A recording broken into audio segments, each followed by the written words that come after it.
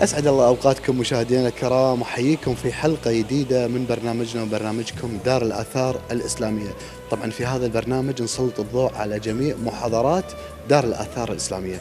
تابعونا، خلونا نشوف محاضرة اليوم من يقدمها.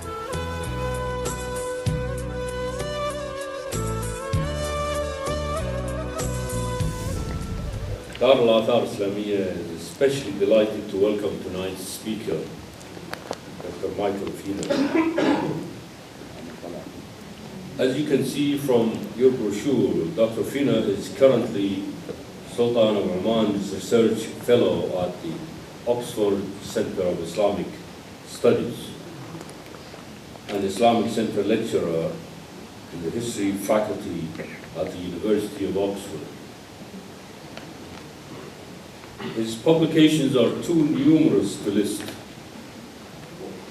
Since the mid-90s, he has produced a large volume of intense and varied scholarly studies in Islamic history, and studies that include Sharia law, art, and social development, primarily concentrating on the area of the Indian Ocean to southern Asia.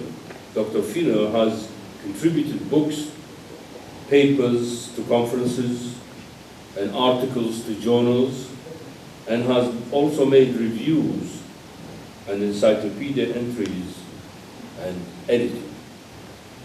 Tonight, he will be speaking about Muslim cultures of a maritime world, art and architecture of the Indian Ocean, and that's the title of this lecture.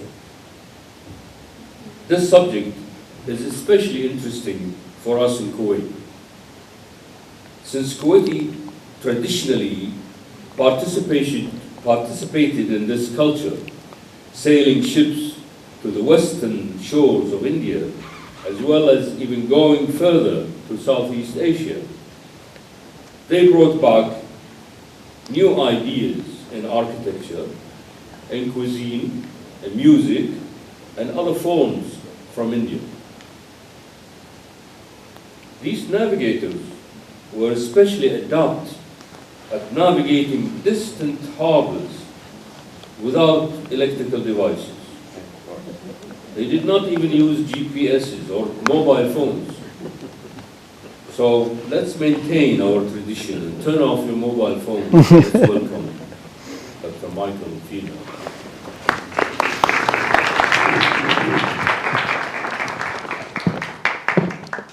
Good luck. Thank you. First of all, thank you very much for that very kind introduction. I'd like to thank the Dar al-Athar Islamiyya for the invitation and for the remarkable, really overwhelming generosity that they've shown me ever since my arrival here last night.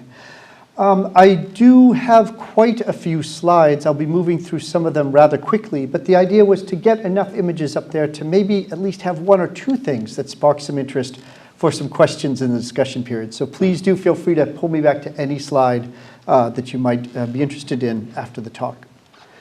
But let me start off first, as I suppose we should start all things off, with the Quran, and thinking about a very famous verse in Surah Al-Isra, where God is depicted as himself driving ships across the sea, yusji lakumul fulka fil bahri, so that we might seek of his bounty, litabtaqu min fadlihi, as a sign of God's wisdom. Now, some of the earliest Muslims who heard this verse of Revelation actually took up it rather literally and took off to the sea in the pursuits of such blessings. And so within the first century of Islamic history, we have Muslims already active in expanding networks of maritime commerce all across the Indian Ocean, establishing settlements of sojourning merchants on the western coast of India and plying sea routes further east all the way to China. These travels were facilitated by rapid advances in technologies of navigation that were made during the early centuries of Islamic history, as exemplified in this beautiful astrolabe that was made most likely at Baghdad by Muhammad ibn Abdullah Nastulus or Bustulus in the 10th century of the Common Era, and which is now here in Kuwait as part of the As-Sabah collection. Now, as early Muslim mariners sailed out of the Gulf and into the Indian Ocean beyond into the South China Sea, Islam in the process came to take roots in diverse societies all along this interconnected region over the medieval and the early modern periods. And what I'd like to try to do in the time that I have here today is to present a kind of introductory overview to the range of vernacular traditions that have formed across the watery parts of the world of Islam over more than 1,000 years. Now, while these Muslim societies have been generally sidelined in the mainstream of Islamic art history in favor of the more lavish centers of cultural production of the great agrarian empires of the Eurasian mainland, I hope that this brief introduction to a constellation of relatively more modest traditions might serve to both broaden your appreciation for the internal diversity of what we call today Islamic art, and to perhaps whet your appetite for further work in the still quite underdeveloped field of scholarship. As I said before, I'll be quite heavy on the visuals. I'll be covering 1,000 years over a remarkable range of territory, really following the traditional model of the 7 seas, right? From the Gulf and the Red Sea across the Indian Ocean, across the Bay of Bengal, through the Indonesian archipelago and up into the South China Sea. Now, the history of connections and circulations across this broad sweep of maritime southern Asia, from the Arabian Peninsula to China, actually precedes that history of Islam itself. Going back to the 5th century of the Common Era, while Sogdian traders had dominated the overland trade routes across Eurasia, the sort of classical Silk Roads, the maritime routes across this great watery mass were largely in the hands of Persian mariners, sailing both east and west past the Straits of Hormuz. And by the lifetime of the Prophet, the coastal towns of the Gulf and the Indian Ocean ports of Oman and Hadramaut were thoroughly under Persian control. Chinese chronicles report, however, that already in the early 7th century, Middle Eastern, and Tashi is the word they use, it meant both Persians and Arabs in this period. These Tashi Middle Eastern merchants were established at the Sumatran trading hub of Sanfuchi, or Srivijaya. And by the 8th century, communities of Muslim merchants had established themselves all along this watery way to southern China's coast to settle especially, I think I missed a slide, at Guangzhou, or Canton, which was at that time a major, we're talking the Tang period here, a major trade port handling overseas trade with Southeast Asia and ports further west. And here at Guangzhou, in this rather modest mausoleum here, we have something that I think for many people in this audience might seem shockingly out of step with the traditional Arabic historiography we have of early Islam. But Chinese Muslims claim that this is actually the final resting place of Sa'ad ibn Abi Waqqas, a companion of the Prophet, who is held to be the founding father of Islam in China. Now, one of the earliest Arabic accounts that actually deals with Islam in China is the Akhbar al-Sin wal-Hind, which dates to the mid-9th century. And this text describes the course of an itinerary for long sailings connecting the Gulf, ports like Siraf nearby here, to that of Hanfu or Guangzhou in southern China. This direct trade across the Indian Ocean and South China Sea between the Arabian Peninsula and China appears to have peaked already by the 10th century of the Common Era, with increasingly regular notice then of Muslim envoys arriving at the Chinese court via the port polities of the Indonesian archipelago.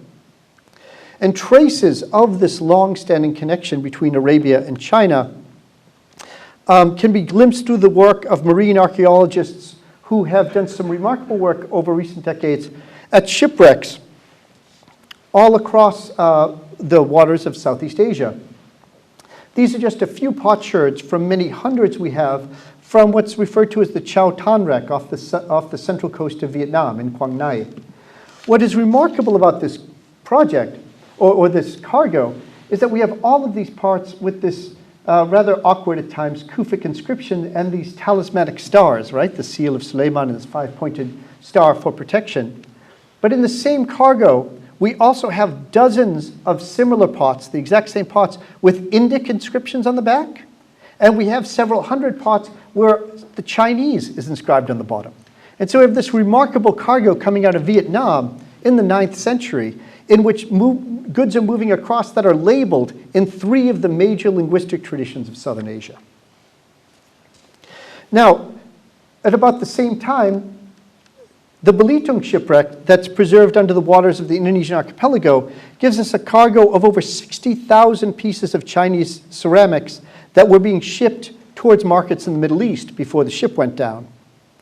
There's also another major wreck, the Intan wreck, which contains a massive cargo from East and Southeast Asia, but also includes several heavy amphorae that originated from Persia.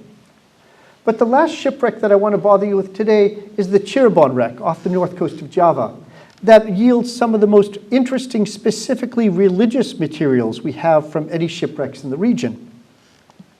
This includes both Buddhist images and what you might consider Islamic religious paraphernalia in the form of a nearly complete set of tasbih beads with the 99 names of God written on them. It's truly remarkable. And then this thing. This is a jewelry mold. It's a mold for making very small talismans bearing the inscriptions Al-Mulk Lillahi Al-Wahid Al-Qahar.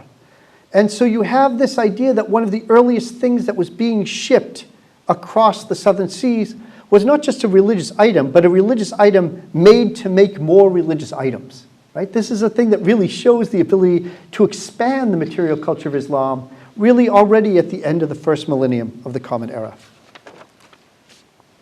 Now, around the 2nd millennium, there appears that a major shift happens in the ways in which these sailing connections brought together China and in the Arabian Peninsula.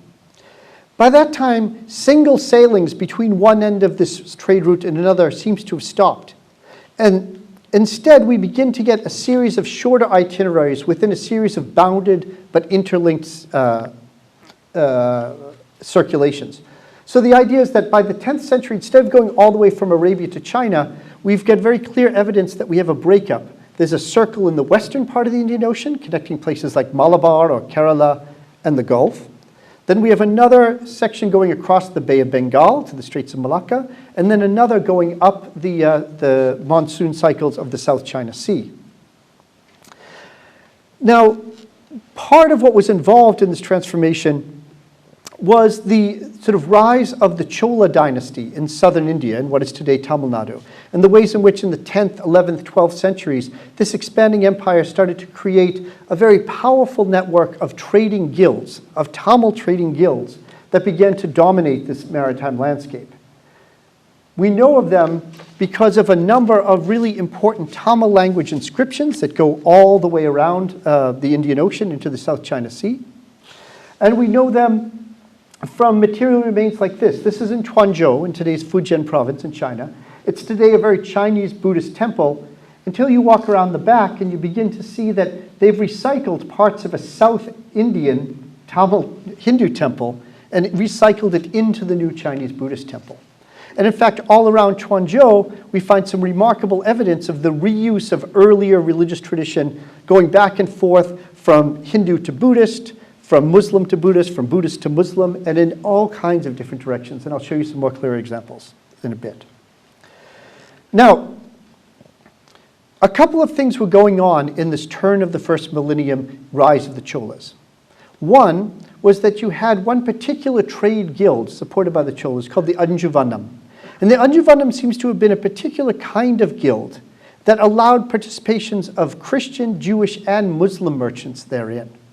And the Anjuvanam inscriptions are actually remarkable. There's an inscription at Sumatra, for example, in which they mention practices of dealing with riba, with interest, in a way that looks remarkably Islamic, even though it appears in this Tamil language trade guild inscription from the 11th century. Now, the real rise of the prominence of these Muslim merchants happens in the 11th and into the 12th century.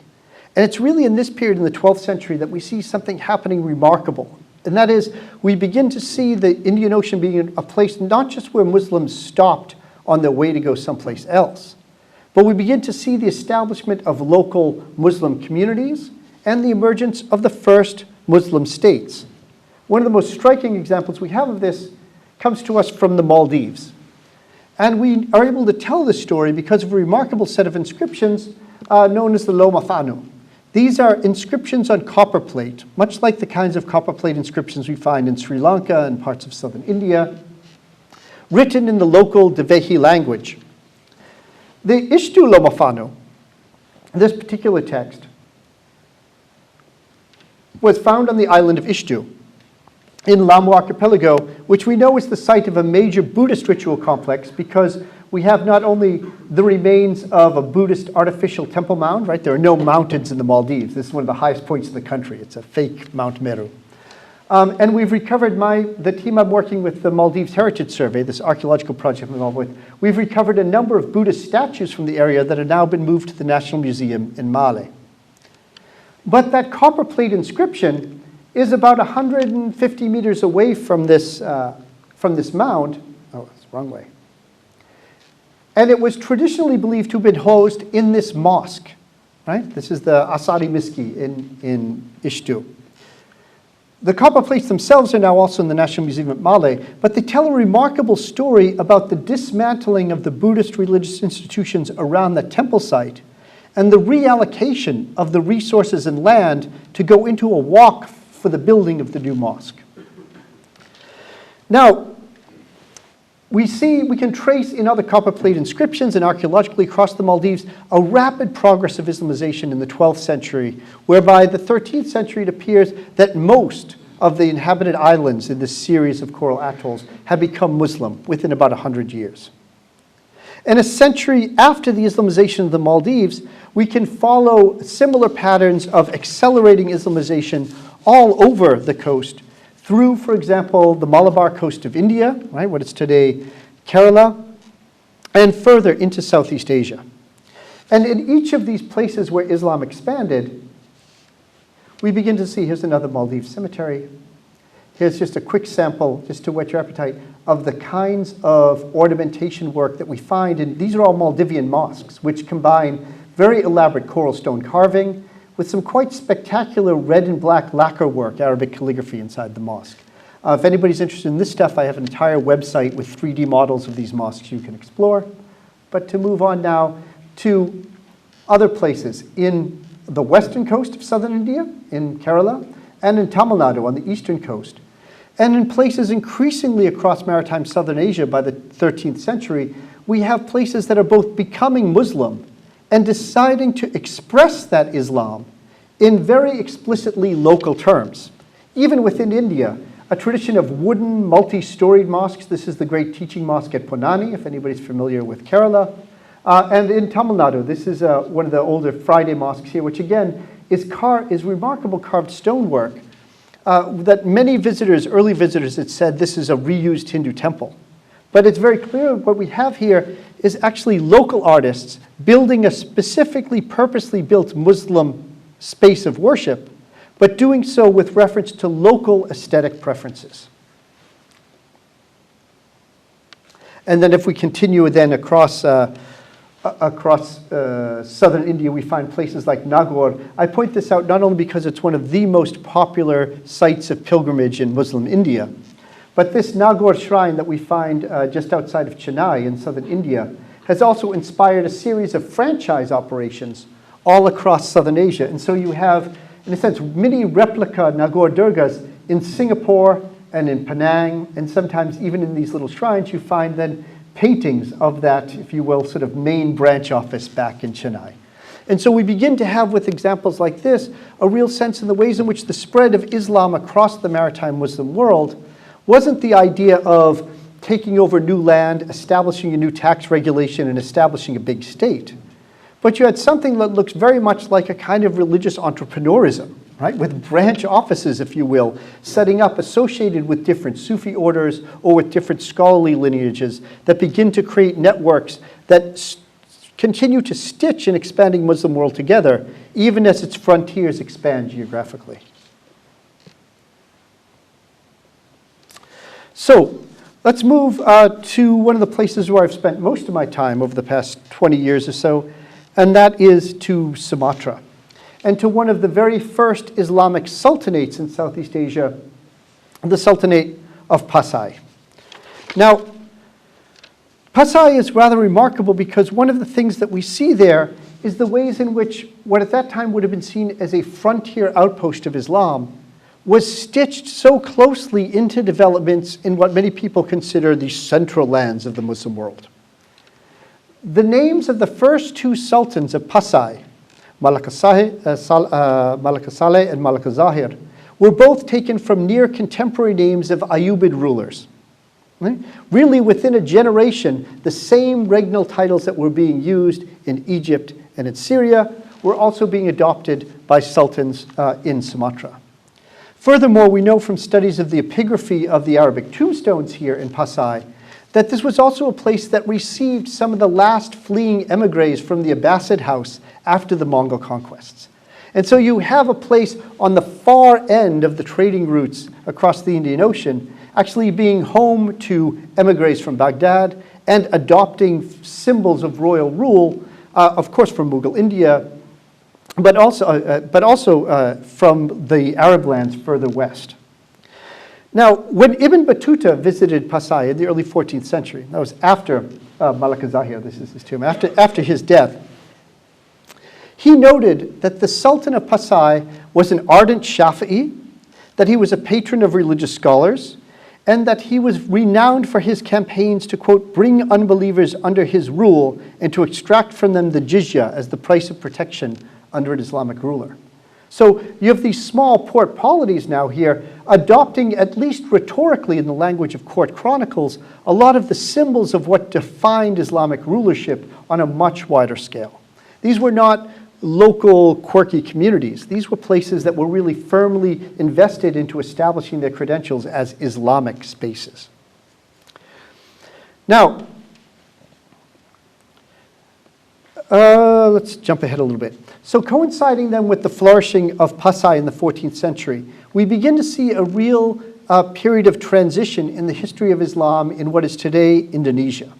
And we see the first glimpses of a new dynamic of Islam in the region as we move from small ports having local Muslim, what you might call today expat communities, to turn towards the actual Islamization of local populations and the establishment of eventually large centers of Muslim population in the Far East.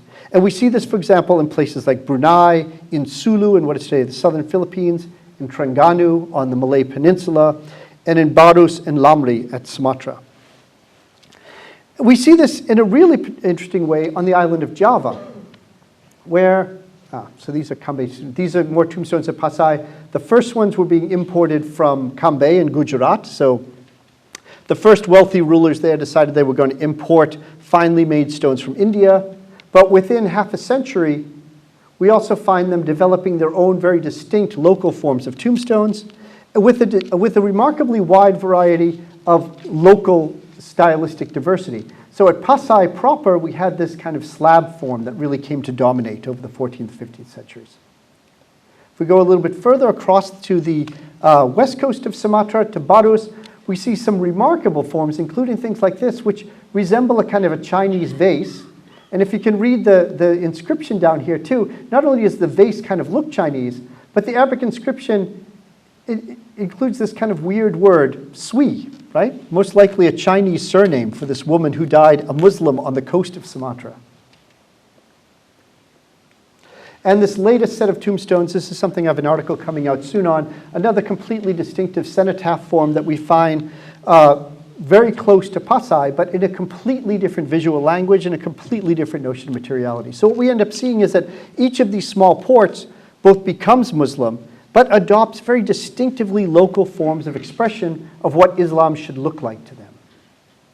Yeah? And from Pasai, of course, we continue the trade routes going up towards China. Now, some of you here may have heard in previous talks about the early 15th century voyages of the Chinese fleets under Admiral Zheng He at the very beginning of the Ming Dynasty.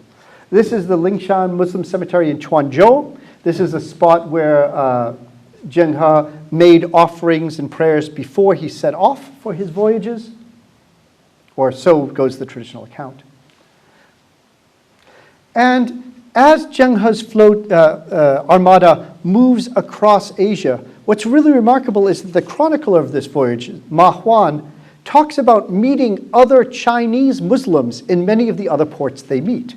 So when they show up in the early 15th century to places like Java, and this is at Semarang on the North Java coast, they comment that there are Muslims living here and that they are Chinese Muslims who were already there before Cheng He. In fact, Jeff Wade, a well-known scholar of China and Southeast Asia, has talked about the ways in which Cheng He's voyages served to unite previously largely disconnected communities of Muslims into an increasingly sort of integrated cycle of maritime contact and commerce. Now, not only did Cheng He's fleet meet a lot of Chinese Muslims on the north coast of Java and what is today Indonesia, but if we move to Malaysia, we find that one of the early centers of Islam there, the state of Malacca, was also profoundly linked in terms of both its conversion to Islam and its involvement with the Chinese maritime fleets of the early 15th century.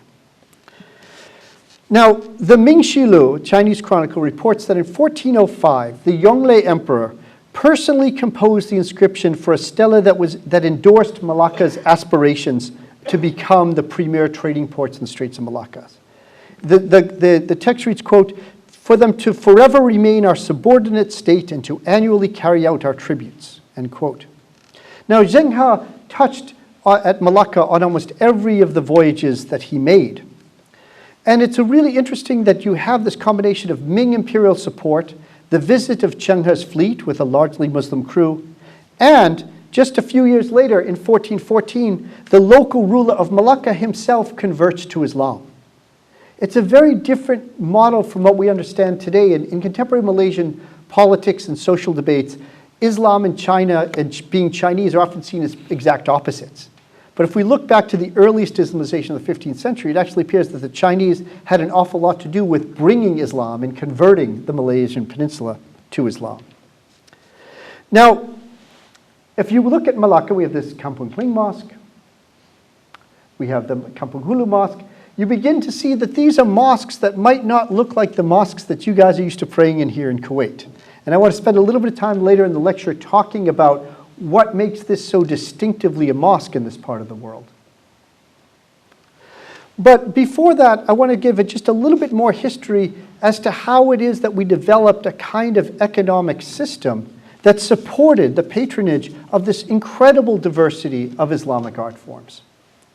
Part of this involved the connection of spice routes that came across the Indian Ocean to places like Pasai and Sumatra, and the way in which those cycles interlinked with internal Indonesian trade cycles that linked the newly Islamized port of Malacca in the 15th century with the ports of the North Java coast that I mentioned Cheng He just visited, and with the so-called Spice Islands of Maluku out in the far distance, grow naturally. And this access to this incredibly rare and valuable commodity in the 15th and 16th centuries was not only what brought Muslim traders there and accelerated the Islamization of the islands, but you see this is just above the mihrab of one of the old mosques in Ambon. You see the ways in which this is the clove and the nutmeg plant, right? The nutmeg and the mace are from the same plant. That those symbols of what brought all of these prosperous Muslim traders there are actually now so ingrained in the conception of local Islam that this is the very top of the mihrab of the main mosque in Ambon. This is what a lot of the oldest mosques in the Spice Islands look like. This is the Wapa Ue Mosque in Ambon. You can see it's a combination, and this is something you find across much of the Indian Ocean world, of a stone foundation and lower section combined with a wooden upper section. And again here, like in those mosques I showed you at Malacca, what defines the roof is not a dome, but a square hipped roof structure in several tiers. Now, these small islands then began to develop their own very distinctive forms of expressing Islam, which we can see were something that they took very seriously. This is the approach into one of the harbors in Ambon that was a center for the spice trade. And you see, if you were a sailor coming from anywhere in the world in the 15th century, you couldn't help but notice that there's a mosque, and there's a mosque, and there's a mosque, and there's a mosque. One of the remarkable things about this Indian Ocean world is the fact that it could look like home for Muslim travelers coming from so many different parts of the world. Right?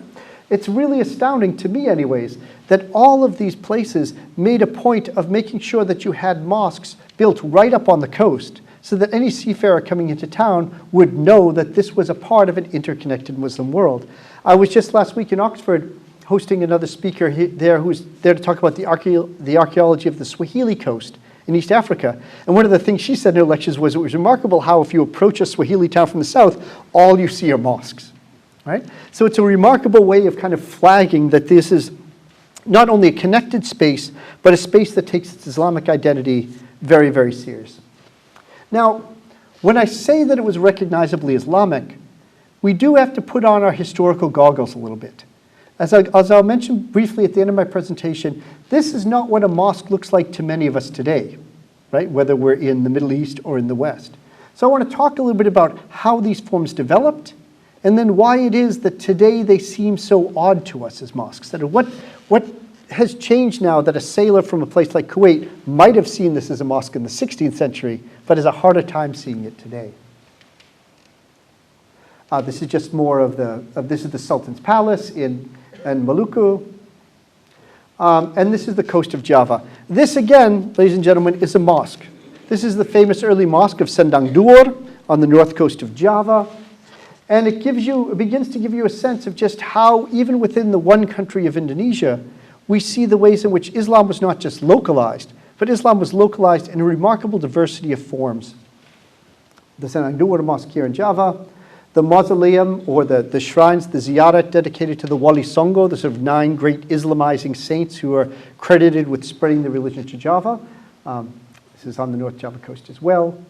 You see the ways in which at these grave complexes of the Wali Songo, you have a kind of remarkably thick layering of different cultures that have passed through Java, and all of those pieces are taken apart and put together in a new, very distinctively Islamic idiom. And so we've got tombstones inscribed in Arabic all around the graveyard going in. We have the gate done in this sort of Gapura style, right? A very sort of Hindu, Buddhist, Javanese architectural form. Embedded in the wall are a number of porcelain plates, mostly from China, and a number of them having Arabic script on them, although some of them are later and made in England. And then inside the shrines of these early Muslim saints, you find what's almost like a museum of artifacts that were associated with this early period of Islam that both reflected the pre-Islamic pasts of these places and cast them into a new Islamic idiom.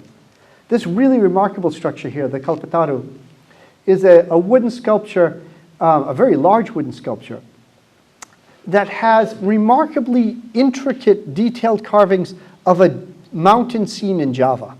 And a mountain scene in Java is never just mountains, but it includes caves and small pavilions where holy men or early Sufis would meditate.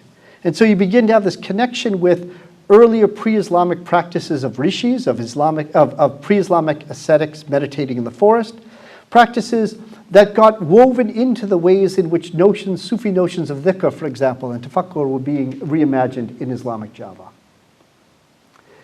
Just another example, another one of the Wali Songo's tombs. Here you can see more clearly the ways in which sort of Indic, Buddhist, Hindu-Buddhist, Javanese architecture and distinctly Chinese forms are being woven into the picture.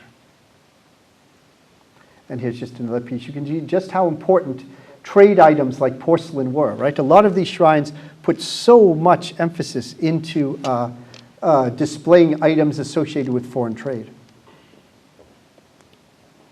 So, now the Javanese culture, or the culture of Javanese Islam as it developed along this north coast of Java, was remarkable in its ability to fold elements of pre-Islamic culture into the new court culture of the Sultanate and to make it Islamic. Here, for example, is the great Sultan's Garden at Sunyaragi, which is a sort of fantastic landscape that was developed as a Sufi meditation garden for the Sultans of Cirebon in the 18th century. And if you look all around the palace complex in Cirebon, you see again this incredible sort of blending of lotus motifs, earlier Javanese motifs into something as centrally Islamic as the mihrab in the great Sangchipta Rasa Mosque. And just again, to give you a sense of the kind of visual language that we see, and that on this Indian Ocean itinerary across the watery parts of the Muslim world, things that you find over and over again that resonate as distinctly Muslim, or at least did in this pre-modern period. This is one of my favorite things. I've been talking to people at museums here all day today about this sort of design, this trefoil heart type design, which we see woven into friezes. This is remarkable in the sense that you find it all over the Indian Ocean. Its ancient sort of roots go all the way back to the Sassanid period, to pre-Islamic Persia and Central Asia. But you really see it picking up tremendously in the 15th and 16th century across the Indian Ocean, where suddenly it seems to be on everything. And in Java in particular, these are all taken from Sufi shrines, from Sufi mausoleum, from ziyarat in Java. I've only seen one example of this anywhere on a pre-Islamic temple. Like a lot of people say, oh, this is importing earlier Hindu-Buddhist stuff. I've only seen it on one pre-Islamic structure, but you see it almost ubiquitously on Islamic structures from this early period, from the 15th and 16th centuries. This is just another example of, again, the integration of Chinese trade goods, Indian styles, and very local sort of aesthetics into this is going to the entrance of another very famous shrine. You can also get a layer of Dutch colonialism here in the bottom because they put these blue and white Delft tiles there, right? So layer upon layer upon layer of creating a space that is unmistakably Islamic, but is also incredibly brave in incorporating elements from pretty much everywhere it can find them. So let's talk a little bit about mosques. This is the mosque complex of Sunanggiri, another one of these Javanese saints in Gresik in East Java. And it's a real remarkable example of just how prominent this tiered roof structure is. And a quick tour across the archipelago will show you that we have a similar mosque in Aceh. This is actually a European drawing of a mosque that later burnt down in Aceh. You've got these similar tiers here. Here's the Sultan with his parade of elephants coming to Friday congregational prayers. The Sultan's garden in Aceh. And this false mountain here, the Gunungan. Now, Gunungan literally means in Malay, a mountain. And if you remember before, I showed you that slide from the Maldives with the artificial mountain that were built for the Buddhists. Well, again, in the Sultan's personal pleasure garden, he built in the very center of this kind of play space for his harem, he built a meditation chamber, a Sufi meditation chamber, that not only was folded into the ways in which practices of established Islamic turuq from other parts of the Muslim world were practiced, but folded it into a kind of an aesthetics and an architectural form that had its roots much deeper in a kind of Indic cosmology, where Mount Meru, the place where the heavens and the earth meet, that's so important in both Hindu and Buddhist traditions, became folded into the ways in which if a sultan was going to meditate, if a sultan was going to perform sort of meditation, and he wanted therefore to be closer to his Lord, what better way than seating him on top of a mountain, even if it had to be an artificial one. Now, the court of the Sultanate of Aceh, which really rises in the 16th century, is perhaps most known today for its stance as a real bastion of anti-imperialism, right? The Dutch fought their most costly war of their entire colonial experience in the late 19th and early 20th century in Java. But before that, in the 16th century, when the Portuguese first exploded into the waters of the Eastern Indian Ocean, Aceh had sort of really risen as the leader in anti-Portuguese opposition. So much so that even in chronicles in the Maldives, you have recognition of the power of the Sultanate of Aceh as somebody who can help the local Muslims against the intrusions of the Portuguese. Now, while Aceh became very famous for this high profile in their anti-Portuguese campaigns, Aceh was only one of a number of sultanates in the 17th century that began to really prosper and dump an awful lot of money into promoting new visions of Islamic art. There was Banten in West Java. Before I lose any more people, I will go through these very quickly. There was Demak on the north coast of Java. And most importantly, there was the Sultanate of Mataram in 17th century Java. Mataram was led by a remarkable ruler at the turn of the 17th century who took the local name of Sultan Agung, of the great Sultan. Sultan Agung was known for what later scholars have tried to term the mystic synthesis. That is, a remarkable blending together of an incredibly strong sense of Islamic identity, a real affirmation of the key ritual aspects of Islamic duty, especially prayer and fasting. Fasting was very important in Java at this time. But also the integration of this dedication to Islamic practice with a remarkable integration of pre-Islamic forms. The tombs of the great sultans of Java are up on top of this hill, not an artificial one, a real one, but you see in which the court clothing of traditional Java is still mandatory for anybody who wants to visit the graves. And you have built all around the courts of Mataram in central Java an extensive ritual complex that both integrates itself as a center for Islamic meditation, but also recognizes a special relationship to this woman, Ratu Kidul, the pre-Islamic goddess of the Southern Ocean, who is believed to have been the sort of mystical consort of the sultans of Java right up until the 19th century. And indeed, the first president of independent Indonesia, Sukarno, kind of thought he had a thing with her too. That's a different lecture. But the sultanates of Java do present this case in which things that, I mean, this is the gateway into the Taman Sari, the great water palace. Now, for a long time, this was thought of as the sultan's just his pleasure garden, big swimming pools in which he could frolic with the women of his court. But in the center of this pool, there's a little rise, and you go down a stairway, and there's a subterranean underwater mosque that was built in, again, right at the center of the pleasure gardens, specifically for practices of Sufi meditation. And so we have this remarkable combination, again, of a really deep sense of engagement with the spiritual tradition of Islam and quite a bit of leeway for designing very worldly spaces as well. I'll move quickly through them. This is some of the royal regalia we find in Java. Really interesting things to think about here in terms of metalwork and woodwork in comparison to some of the collections here in Kuwait. We could do that during the questions and answers. You can look at the ways in which court ceremonial in Java. Again, this is for Mawlud. This is a sort of a celebration, a royal celebration for the birth of the Prophet. That looks very unlike anything I think anybody here would think about doing on Mawlud and Nabi. And again, you see these forms of performance art in Java, of dance, of music, and of puppet shows. And many people think of these as kind of pre-Islamic leftovers. What's really remarkable, though, to consider is that all these forms of art have been patronized by Islamic sultans in this part of the world for at least 500 years. And even when, in cases like that of the shadow puppets, you have the repertoire being stories coming out of the Ramayana or the Mahabharata, what's really striking about that is how Islamized those stories have become.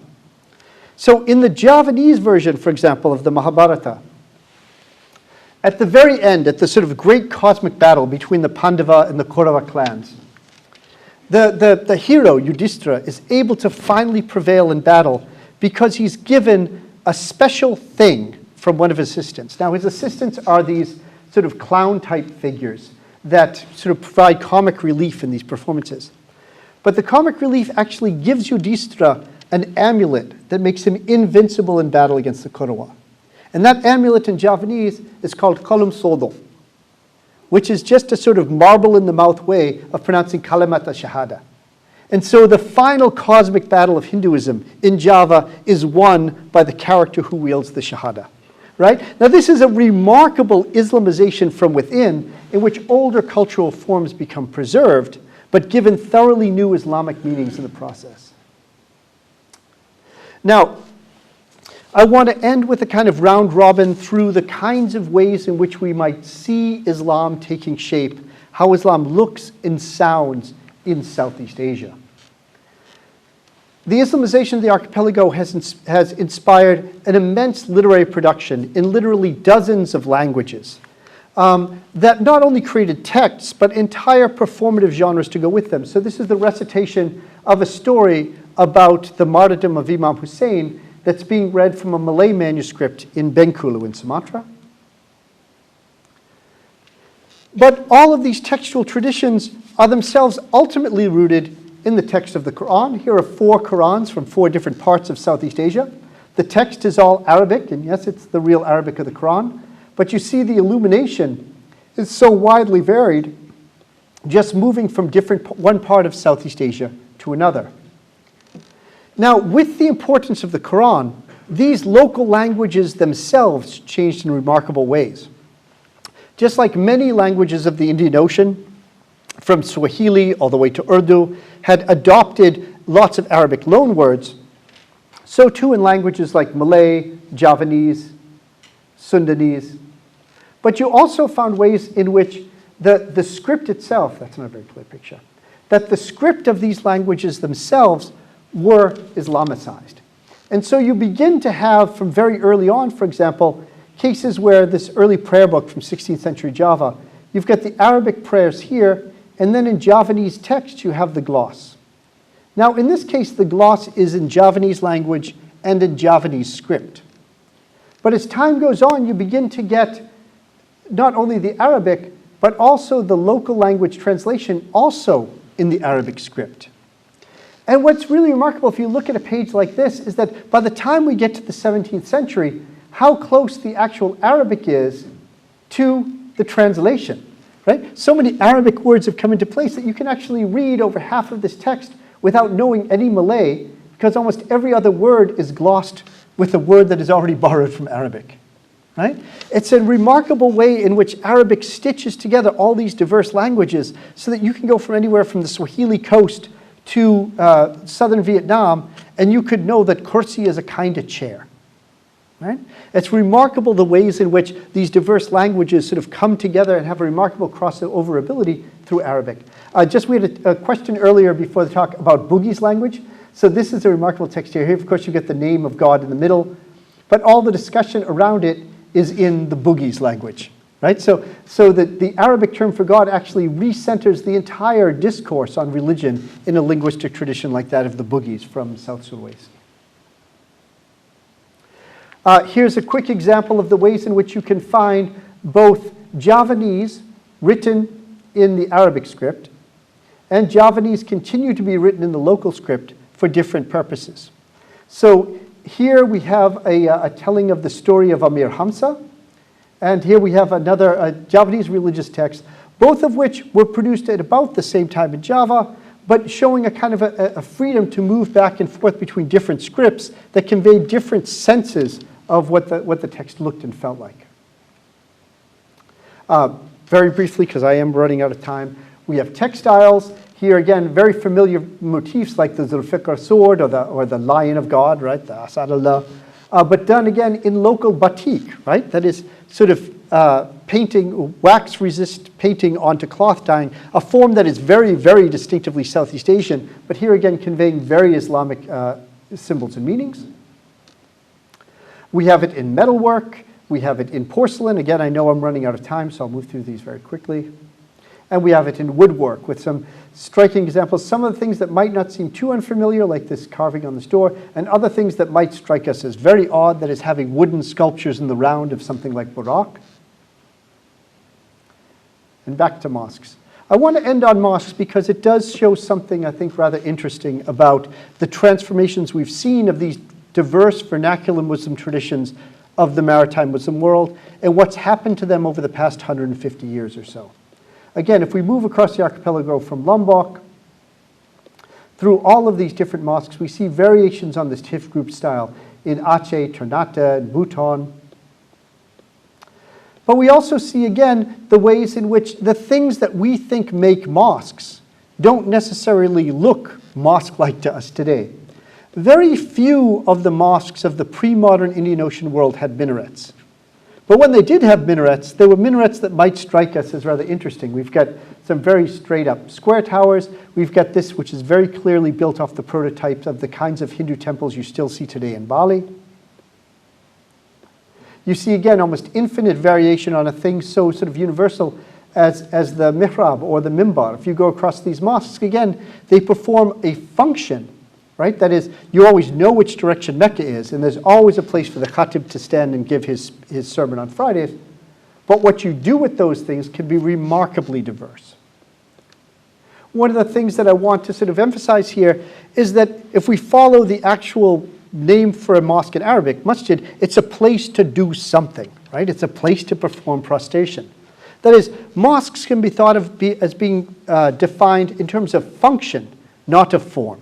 So rather than thinking, okay, a mosque has to have a minaret, a mosque has to have arches, a mosque has to have this or that, if we think of simply of the mosques as performing a function, providing a proper place to pray, we realize that Muslims for well over 1,000 years have said, okay, we're going to make a place that's clean, it's aligned with Mecca, it has everything we need to do with pray, but once those functional aspects are taken care of, we can play on an immediately broad range of forms that we can give that.